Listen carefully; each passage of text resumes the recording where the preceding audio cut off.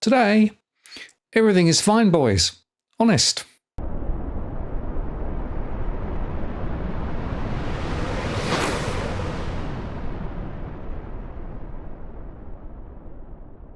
Hello again, it's Martin North from Digital Finance Analytics, one of the latest posts covering finance and property news. Well, at a gathering of central bankers in Hong Kong on Tuesday, the Reserve Bank of Australia's Governor Michelle Bullock claimed that household finances in Australia are holding up well despite the 4.25% of rate hikes over the last few months. So I'll highlight a couple of things. The first is that in some sense our path of inflation has been very similar to that overseas. Inflation peaked at around about 8%. It's since come down over the last 9 months to be a bit over 5%, both in headline and core terms. Like overseas, a lot of that's been driven by declining goods price inflation, and what we're observing is that services price inflation is quite sticky. What we're forecasting is that inflation will come down to about 3.5% by the end of next year, and then a bit under 3% by the end of 2025. Now, for those of you who don't know, our inflation target is between 2 and 3%, and we sort of obviously would like to aim for about the middle of that band, but it's flexible in the sense that we've got a bit of a band. The thing I'd highlight, though, is that it is very uncertain. There are big ranges. Everyone's seen the fan charts that a lot of central banks produce, and ours are no different. There's a wide range of uncertainties and experiences there. And I'd have to say that we've been a little surprised on the upside recently in this sense. We've been surprised by a little bit on the strength of activity. It's held up a little better than we'd thought. That's meant that services price inflation has held up a bit more. So what we're observing is a bit more domestic price pressures than we'd expected. So that really is the challenge going forward.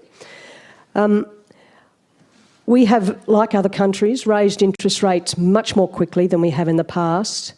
And that has created, in fact, a lot of political noise and a lot of noise from the general public. Australia, for those of you who don't know, has a predominantly floating rate mortgage system, and that means that interest rate rises flow through very quickly, and it flows through quickly to those who have mortgages, and that's around about 45% of the population do have a mortgage in some sense, either over their own home or in an investment property. And that's created a lot of noise. People are very unhappy. The cash flow channel works very quickly in Australia, and it's very prominent. But what I'd like to highlight here is, though, despite that noise, households and businesses in Australia are actually in a pretty good position. Their balance sheets are pretty good. Through the pandemic, they built up large buffers, large savings buffers, and they're largely still intact. Housing prices are rising again, much to everyone's surprise, so that's sort of helping people feel a little bit more wealthy. There were also very prudent lending standards through this period. So high debt-to-income loans have a really small proportion of lending, as are high LVR lending. And there was an interest rate buffer imposed of around about 3%, so a debt serviceability buffer, if you like, of 3%. So there's been some good prudent lending going on here, and that's evidenced by low arrears rates so far. And those who are coming off very low fixed rate mortgages, they're managing quite well, and all the indications from the banks and all we hear from the banks is these households are doing fine. So actually, from a financial stability perspective, this all looks rather good. And I'd have to say, though, that employment is the key here. We still have, although the labour market has eased, it still is a pretty tight labour market. People are getting work, and that's really important for people being able to pay their mortgages. That said, there are distributional consequences, and we are dealing with the political economy challenges of the distributional issues associated with raising interest rates. So I think the challenge for us now is really to continue to make sure that we keep pressure on make sure that we don't let inflation expectations get ahead. They're not at the moment. They are remaining relatively well anchored. But the challenge is to do that at the same time as we don't end up with a large increase in unemployment. Continued employment is really important. It's important for our dual mandate, obviously. We care about it. It's also important for people being able to continue to meet their mortgage repayments and their essential living expenses. So we're in a period now where we have to be a little bit careful. We want to make sure that we keep inflation under control and we bring it back down to our band, but we also need to make sure we do that in the context of not imposing on the economy too much and raising the unemployment rate so much. So that for us is our challenge. So thanks, Augusta. Excellent. Thank you very much, Michelle. The rookie RBA governor appears actually to be even more out of touch than her predecessor. Bullock pointed again to the $300 billion in excess savings built up over the pandemic and rising house prices as reasons behind the resilience in consumer spending. Actually, of course, you know and I know that the reality is not nearly as rosy as Bullock claims. Aggregate household spending is holding up for two primary reasons. First, Australia's population is growing at a record pace because of the government's record immigration program, which has shown an estimated 500,000 net migrants landing in Australia in the last 12 months. Now, it's obviously very difficult for the RBA to slow aggregate demand via rate hikes, which only directly impacts around 1/3 of owner-occupier Australians carrying mortgages when the population is growing at an extraordinary rate of 2.6%. But individual Australian households are cutting back on their expenditure. Indeed, the aggregate retail sales grew by only 1.2% in the year to October, and recent data, again, was weak. Now, in fact, that annual rate is the slowest pace of growth in retail trade outside of the pandemic since November 2010. But efforts to slow spending are being offset by record growth in the number of households thanks to the government settings of extreme migration. Hence, aggregate household spending does continue to rise. Now, if Michelle Bullock generally wanted to slow household consumption and demand, she would need to demand that the Prime Minister cut immigration from its current record-breaking pace to a level that is below the nation's ability to supply housing infrastructure, business investment and services. Otherwise, aggregate demand will remain strong, which means it will be inflationary. But instead, Bullock has gone out of her way to defend the immigration Ponzi scheme by saying last week that it is a good thing for Australia and that it is not clear-cut that immigration is adding heaps to inflation despite clear evidence to the contrary. Note my earlier post relating to New Zealand, where Adrian Orr has called out migration as a problem. Now also, while household saving levels remain high, most of the savings built up over the pandemic are held by baby boomers who are mostly insulated from the Reserve Bank's rate hikes, and they're not really exposed to the rental crisis either because they do not carry any mortgages and don't rent.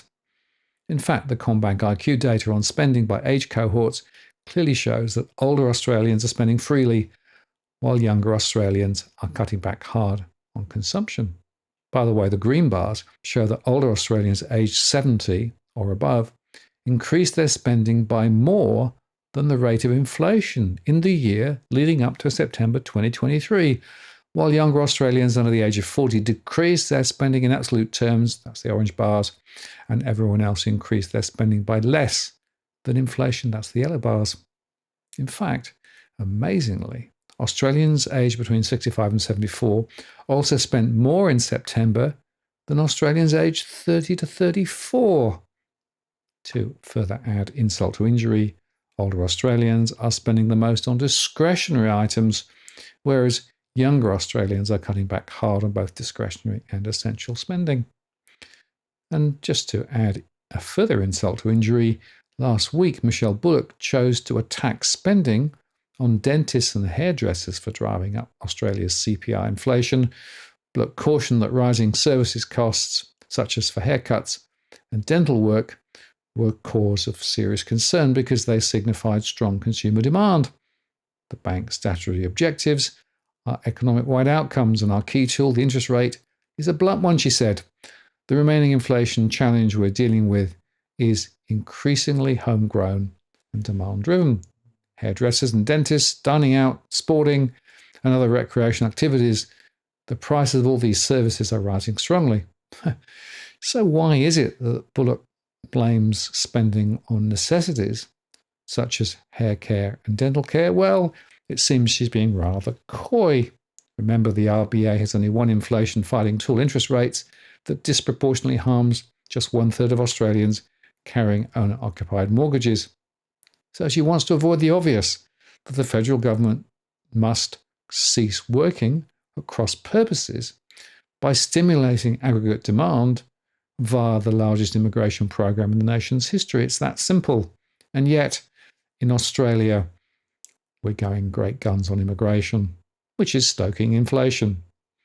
And I refer you again to my earlier post relating to New Zealand, because there, thanks to Adrian Orr's much clearer communication on monetary policy, he's now making it very clear that immigration is an inflation driver.